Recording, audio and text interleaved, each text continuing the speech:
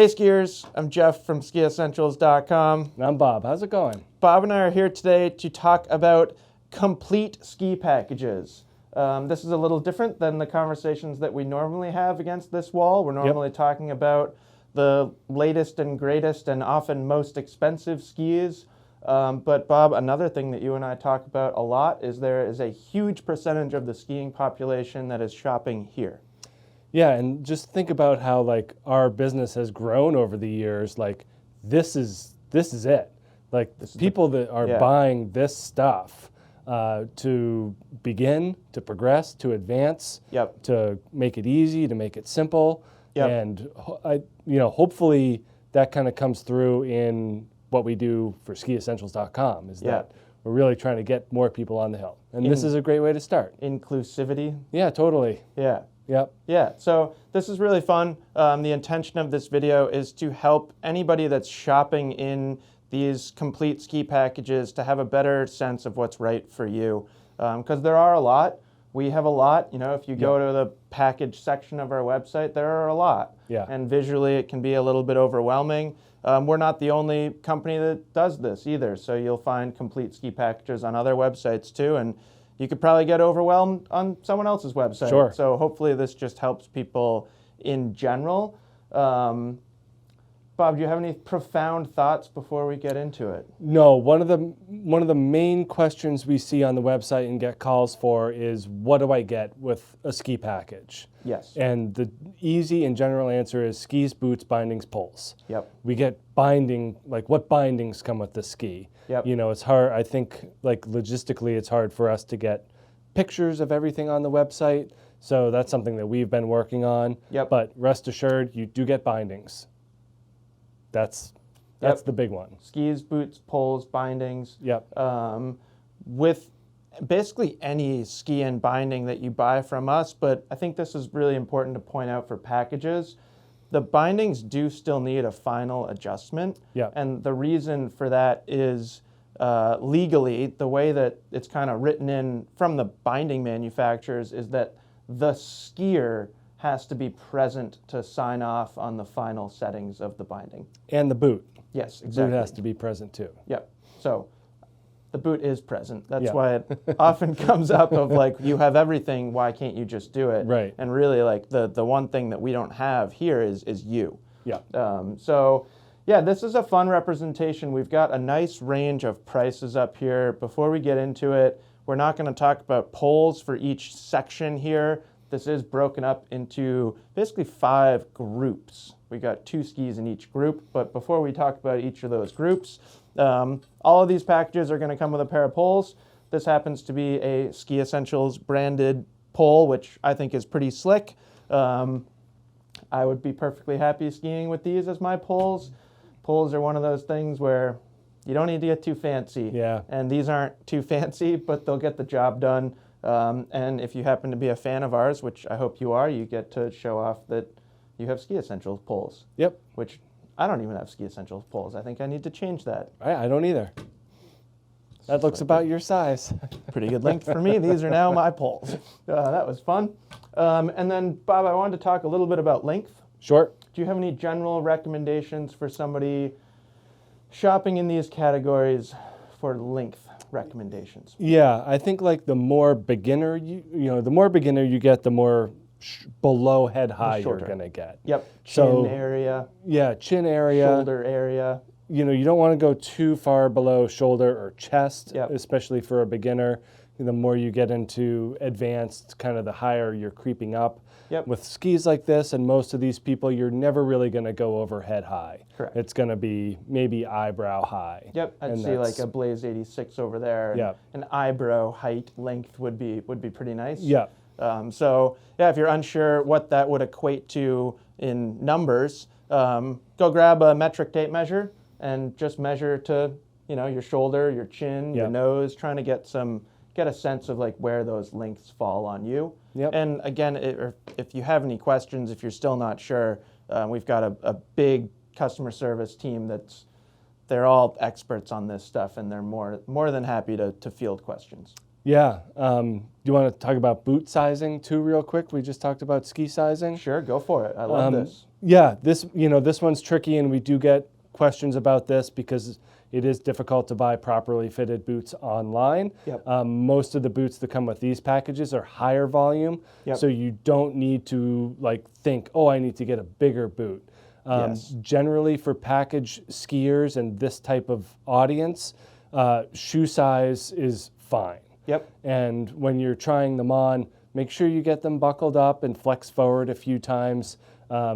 You have a great video that lives on our site still about how to try on ski boots. Bob, it is our most watched video of all time. It's unbelievable. And it's pretty old at this point, but Yeah. all the information is still completely accurate. The Yeah. way that you assess the size of a ski boot is the same now as it was then. So Yeah. definitely encourage people to check that out when they're trying on their boots.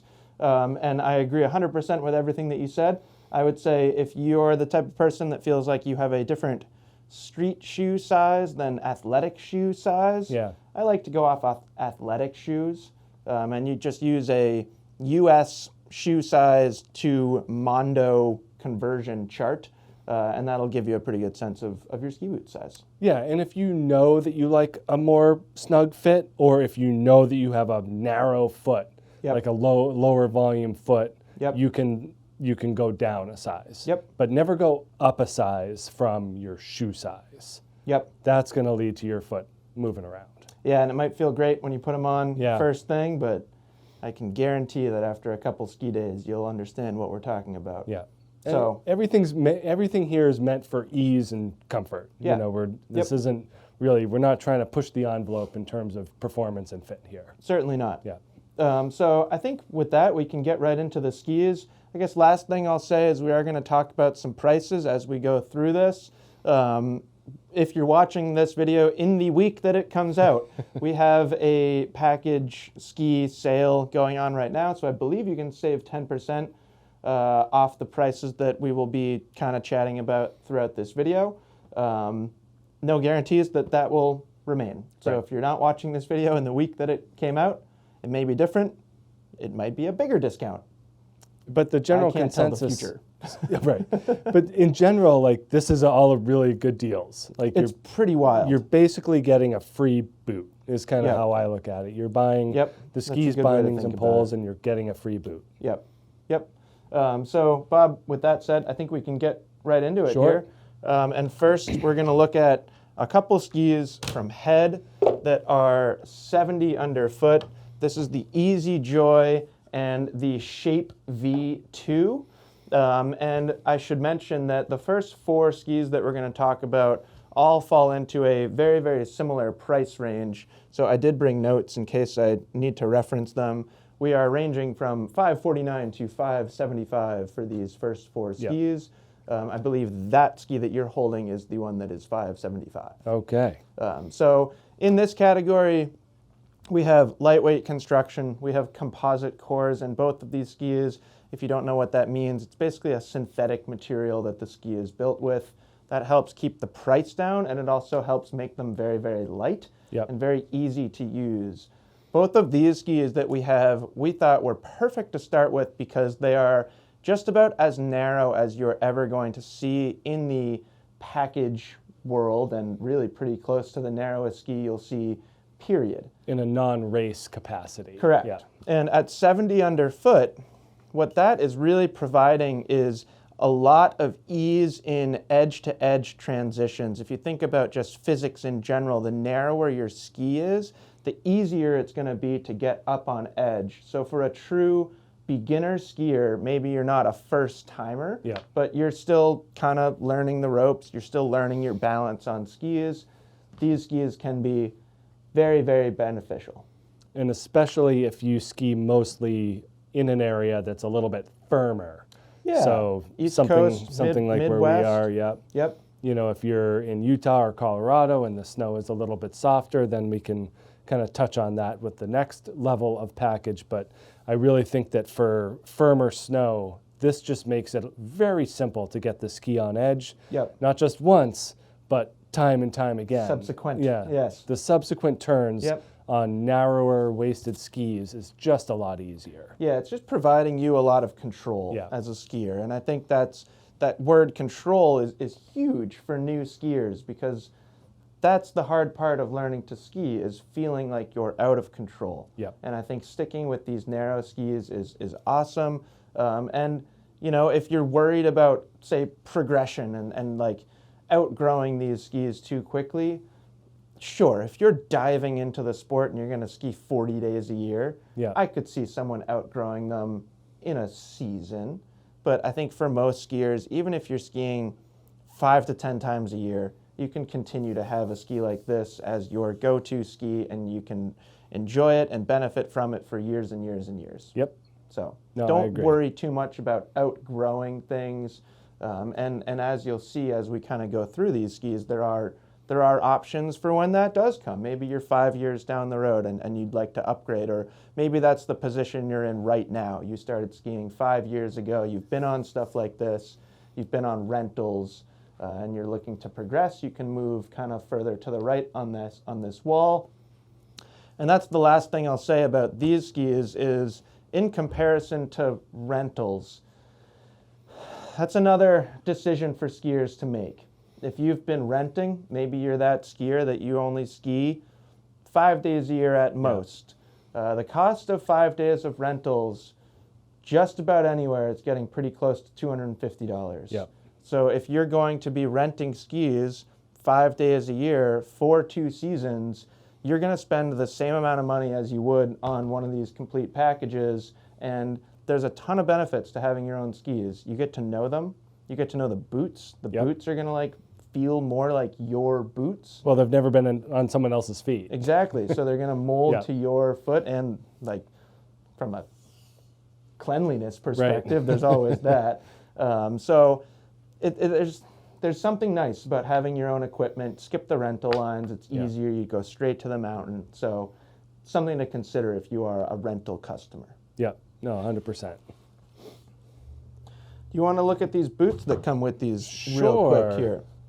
So with most skis up here, with most packages, we're really getting some nice, comfortable boots. We're going to see very, very similar boots, at least in these first 4 skis, really the first 6 skis, and then we'll see a few upgrades over there. This is a Nordica Cruise S, very accommodating, nice, wide, comfy boot with a very accommodating and forgiving flex pattern. Yeah, so these are both like 65 flex range, but it's nice. You get a 4-buckle boot with like micro adjustable buckles. I was on just it. going to say, isn't it And, like- amazing how nice these are? Yeah, Like thinking back 10 years ago, like the boots at this price level were not nearly this nice or Yeah. with this much technology. yeah, and that's it. You know, it's simple. It's a wide, comfortable boot that's easy to use, and you put your foot in the thing and you go. Yep. There's not a whole lot else. Not a whole lot else to talk about. No, but like I love the like details, the technology details. Yep. There's like bi-injection plastic in here to help the flex pattern, and Yep. like this really is like a well-engineered product. It's not just like a bucket with a liner in it. And I don't know when the last time you picked up like a real rental boot, but like these are a lot lighter. These are considerably better Yeah, than a much rental easier boot. to Yep. put on and walk around in. Agree, 100%. There's those. And then moving on, we're still in that same price range with these next 2 skis. Here we're moving to a couple options from K2. So this is the Disruption 75 for women and the Disruption 76 for men. I don't think we need both skis, so No, I we'll don't just think leave so. those there for simplicity. And Bob, we're really just moving up in width here. Yep. And one more little wrinkle with your 76 there is we start to see the implementation of a sidewall brought in. So Yeah. this 75 is a fully good capped point. ski, Yep. as were those 2 heads. Yep. And now we're moving into your 76 there that has a little bit of a sidewall underfoot. Yep. So you are getting a little bit more tech and underfoot performance in your 76, but still dealing with that composite core and Yep. lightweight, kind of just easygoing feel. Yep, I think that's important to point Yeah. out. We're still in a composite core here. And as we were saying with the Easy Joy and the Shape V2, going up a little bit in width really is just going to help in softer snow. Yeah. The other thing that I think it can do for, I'd say especially bigger skiers, is it can provide a little bit more confidence. You Yeah. know, someone that's really heavy, the heavier that you are as a skier, again, like kind of like reverting to physics. Like it's all a leverage thing, and if you're heavier, you're going to be kind of manipulating the ski when it's up on its edge easier than a lighter skier. So whether you're skiing softer snow conditions, and I don't really mean powder, I just mean softer groomers, like if you live in Colorado. Like broken snow even, just like end of the day. Like Yeah, if you find yourself skiing snow where your ski is sinking into it in any capacity, something like this might be a little bit better. But really, really quite similar to what we looked at first. Yep. Yeah, and not a whole lot more to go on that. A slightly crisper shape with this K2 in terms of a little touch the more tip responsive. and tail. Yeah, but overall, a very similar ski and going to be hard to tell the difference. Still a skier who is staying on groomed trails. Yep. Really all of the time. Yeah. We're not really thinking about any kind of ungroomed performance until we get towards Bob's side of the wall there. And then Bob, really, really similar boots in these skis. We've got a Dalbello for the men. Yep. We'll probably just show them visually, and then a slightly different cruise model here from Nordica, but realistically the same thing. Both are very wide. They're 104 millimeter 4-foot lasts, which is basically the width right here, and that's just about as wide as you're going to see, which is great for somebody who wants a comfortable boot. It's also great for somebody who doesn't need like incredible power transfer like a ski racer would. Right. Because that's really all you're gaining from a narrower boot. I got my nephew this package, I think last year, and he's This one. Yeah, and he's got like Fantastic package. a big foot. He's just got a high volume foot and has had struggles with fitting in boots in the past. Yeah. And he put this thing on and he's like, this is great. I can ski and have fun. And he's, he comes up, like you said, a week a year, perhaps. Yep. And that's it. No, and like I feel like wide boots might not be something that is that a customer shopping for these would be aware of, but for a lot of people, like a wide boot has like negative connotations. Right. Like people just look at them and they're like, man, that's like wide and not as good as the narrow boots, and like that's just not true. Correct. Like it's a foot shape thing. It's not just like narrow is good, wide is bad. Yeah. You buy the boot that fits your foot, and in this sense, like I was saying, like going narrow, there's no benefit. Right. So anyways, moving on. Bob, you've got a Black Pearl SP 82 over there. I've got a Brahma 82 SP over here. And here we're moving up. I'd say we're moving up in performance. We're moving up in price to $650 and $699 here in the Brahma.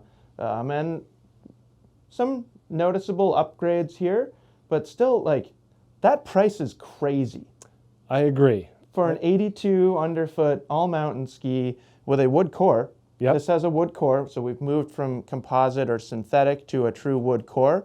And this has a sheet of metal, like, just underneath the bindings. Yeah. So you're starting to gain, like, higher quality materials or higher performance-oriented materials.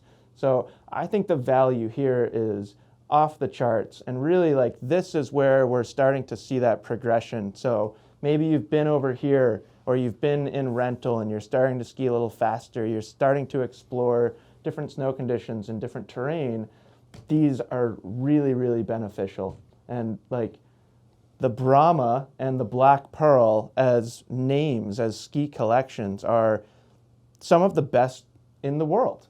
The Black Pearl is the best-selling women's ski of all time.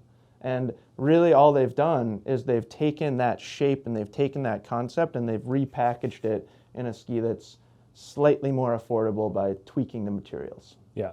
And then more durable, too. We get tip protectors and a tougher durable top sheet. So there's benefits to this over a regular Black Pearl 82, especially if you don't need the full-on build. But full sidewall in these skis, too. Glad you pointed that out. I was leaving that for you. Thanks. But yeah, really entering that all-mountain option in the package. Yeah. So like you said, someone who's starting to branch out and progress and improve, like this is a great this is a great option. And this one, like for those skiers that are looking for something that they will grow into or that they will use for 2, 3, 4 years. I think that that's kind of a reasonable expectation given improvement and just ski longevity is, you know, you're getting more usage time out of something like this than you might out of your first set over there on the other side. Totally. And say you're brand new to skiing, but you've done it a few times and you're very athletic. You're a strong athletic person. I have no issue with a true beginner skier, as long as you're reasonably fit and reasonably strong and athletic, just going straight to this range. I think the skis are fine, and I think they're perfectly approachable, again, with the caveat being like, you should be a reasonably athletic person. Yeah, and it's not a huge jump in the price, too. So you were pointing out just the benefit of that value. I think that that's huge. Right, but that's not everybody. Right. There are a lot of skiers who are better off saving $100 staying over here. If you're, a very casual skier, maybe you feel a little bit timid when you're out there skiing, I think you're really going to like staying over here. And then, Bob, what boot do you have over there with the black pearl? This I've one's got a Veloce Max 75 here. Yeah, this is the DS70 from Del Bello as well. So quite similar to the first 4 boots that we've looked at, but again, like, it's super cool seeing like full metal buckles, micro adjustment, just like there's a lot of technology in these boots these days. Mine have grip lock soles. Do yours? No, you win. Although I don't prefer grip lock soles, so I win. And then, Bob, moving along, if you want to hand me I'll give you one a of red those one. red skis, that'd be great. We're jumping up, I'd say, more considerably in price here. So I believe both of these skis, excuse me for checking my notes, are $825. So we've gone from $650 and $699 up to $825 here in the Blaze 86 from Volkl. This is the same ski for men and women. Really, these were too, Brahma and Black Pearl. This is starting to be truly more of an all-mountain ski. We saw the Blaze 94 and 106 from Volkl to start this collection. And then we got narrower skis in the 86 and the 82. We also have a 114. So like these skis are inspired by much wider freeride skis, and they take some of that personality into their performance, where if you're really starting to go off trail, you're starting to love to ski the trees. I see a lot of people who are still relatively new to the sport, when they like realize how fun skiing in the trees is, it's like a light bulb moment for them. And like that's really how I think about this ski.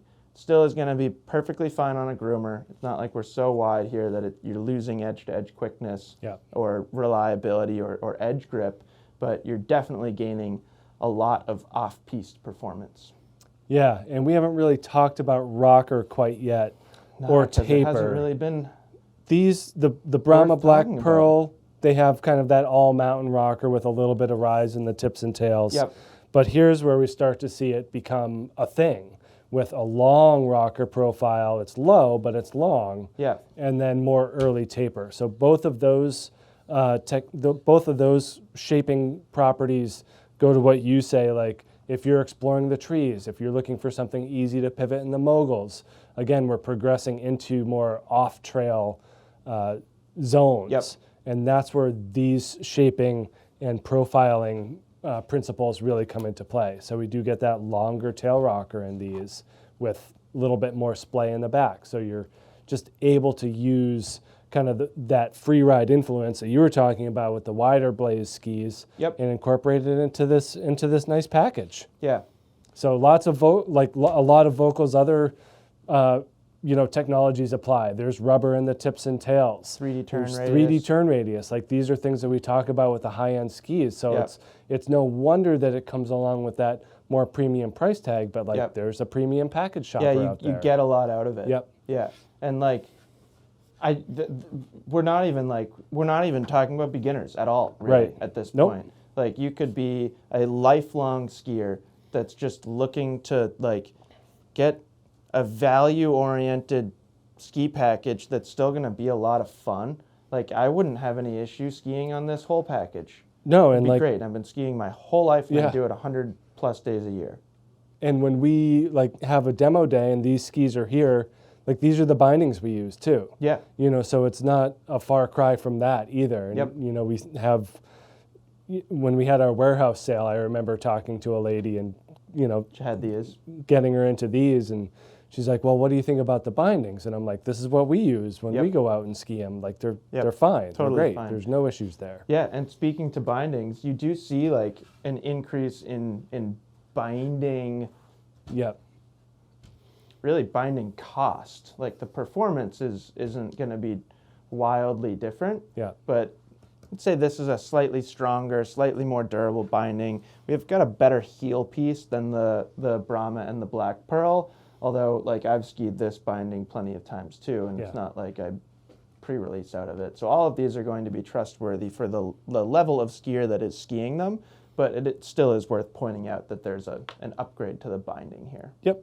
And an upgrade to the boot as well. I can give you this ski back. So, you know, if you're going through these and you're Change having a hard time kind of putting your finger on where the price differences fall, binding, ski technology, and as well as boots. Yeah. So this, we're getting a Lang LX90. I believe this is a 102 millimeter last. Yep. A little bit So narrower. it's slightly narrower. You're getting a little bit more precision while still being a very comfortable and accommodating boot. I have a fuzzy liner in my LX85 as well as nice, like these are the grip walk soles that come on like Lang's Fancy boots. fancy boots. Yeah, and I would say that boot itself is pretty darn fancy. Yep. Especially for the price. Yeah. You're Oh. getting a lot. And really both of these boots, although, Bob, regrettably, I don't have a fuzzy liner.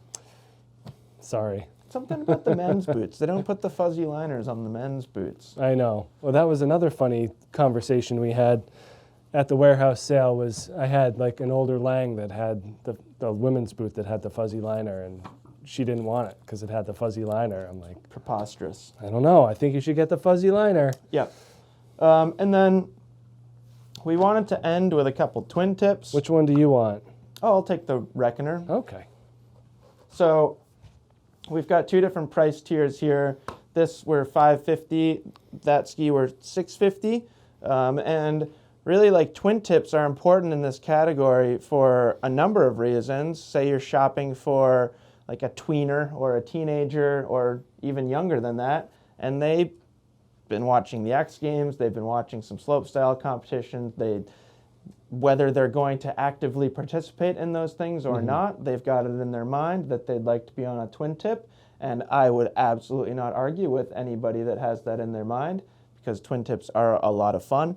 So for the younger audience, and honestly also for anybody. Yeah, just someone who wants like a slightly more interesting feel to their skis and Yeah. are looking to be a little bit more playful and creative. Like Yeah, you there's- can go backwards. Yep. They have very easy edge release. Yep. So if you're looking to skid a turn or like spin a 360 on the snow, twin tips will do it very, very well. And there's a lot of, the fun factor is off the charts Yeah. in these all mountain twin tips. And I just think both of these skis, you know, they're both inspired, very similar to the Blaze. They're inspired by wider skis in the same collection. So in Reckoner, we go all the way up to 122. In Bents, we go all the way up to 120. Right. So like they have skis right next to them in their collection that are used by some of the best pro skiers in the world that are doing like wild things in the backcountry and powder and stuff like that. Some of that does trickle down to these. Yep. And even if it's just the fun factor, that is trickling down. So those are the people who should be shopping in the twin tip category, is people that just, they want to think outside the box a little bit.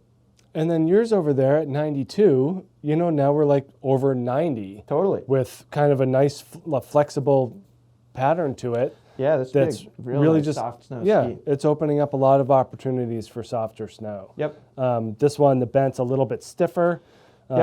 We kind of go back to the Densolite core here, the more synthetic core. You do have an aspen wood core in that one. I know, quite impressive at 550. Yeah, definitely.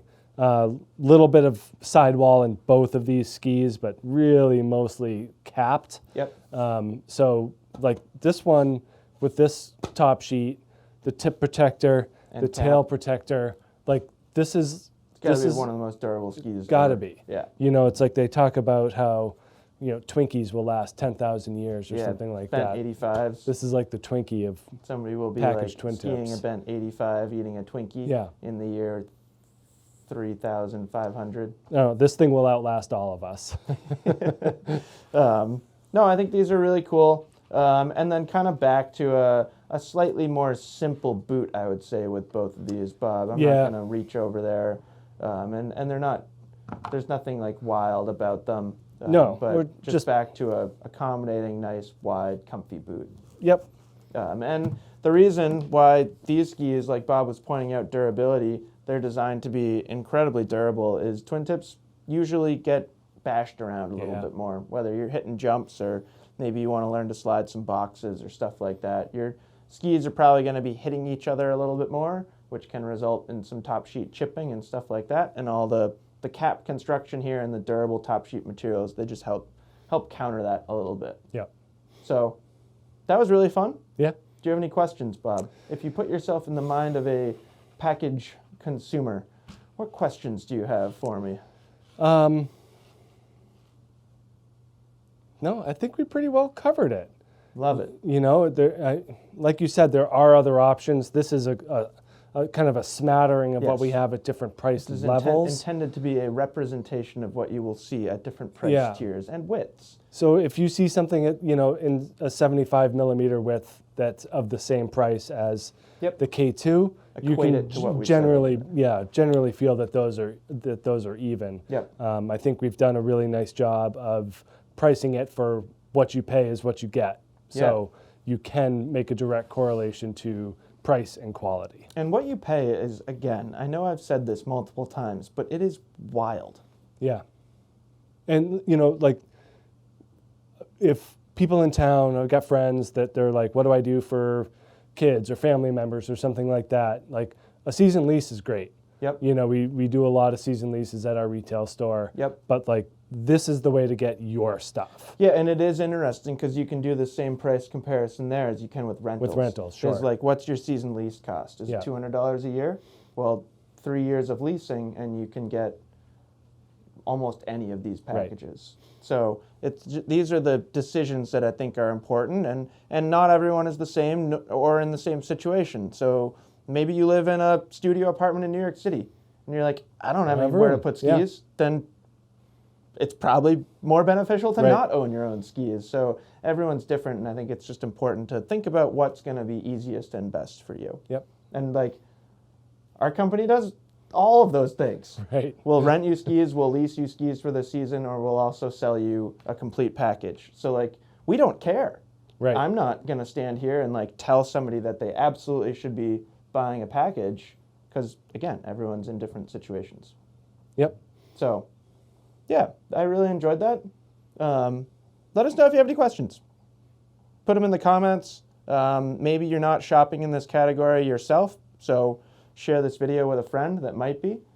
Yeah, Somebody I think just that's getting into the sport. I think that's great advice because there are so many people that are wondering where to start. Yeah. And I think this is like an awesome place to start. It really is. Yeah. Yeah. And I think like the skiing population, here we are in almost 2024, the skiing population is lucky that this equipment has come so far as it has. Yeah. It's really quite impressive. No, you're absolutely right. So yeah, let us know if you have any questions, and we will talk to you soon. Bye.